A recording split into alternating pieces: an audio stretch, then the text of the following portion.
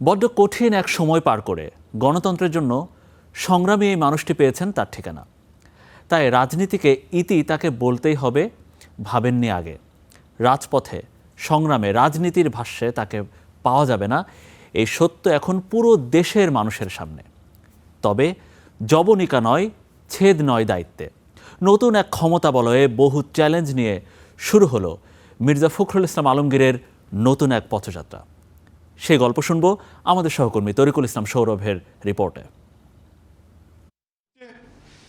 এই আইনে এখন কথাও বলা যাবে না। চোখ থেকে চশমা খুলে রাখলেন তিনি। অস্পষ্ট দৃষ্টিতে মনে হাজারো স্মৃতি। এই তো সেদিন একটা বাকরুদ্ধ সময়ে বিএনপির সেনাপতির দায়িত্ব পেয়েছিলেন।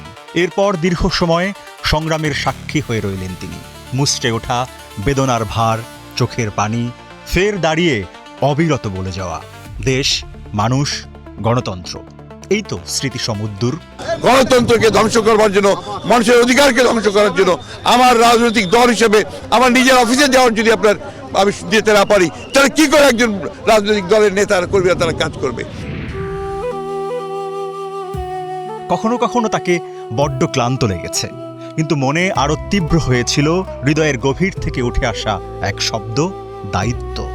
যে কথাটি ইতিহাস লিখবে, আজই তা বলে দেয়া যায়। দল, বিরোধী দল, সবার চোখের সমান শ্রদ্ধা পাওয়া বিরল এই মানুষটির নাম মির্জা ফখরুল ইসলাম আলমগীর। রাজপথ নয়, বঙ্গভবনের আঙিনা এখন তার হেঁটে চলার পথ।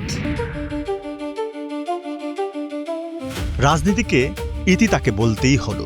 পর সমাচার, তিনি হলেন রাষ্ট্রের অভিভাবক। এবার অন্য এক অক্ষে, ভিন্ন এক ক্ষমতা বলয়ে তিনি। কিন্তু সামনের দিনগুলো কি সংগ্রামহীন, প্রতিশ্রুতিহীন? মোটেই তা নয়।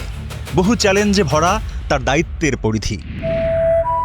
1991 সালে সংসদীয় সরকার পদ্ধতির পুনঃপ্রবর্তনের পর সংবিধানে রাষ্ট্রপতির ক্ষমতা অত্যন্ত সীমিত হয়ে পড়ে।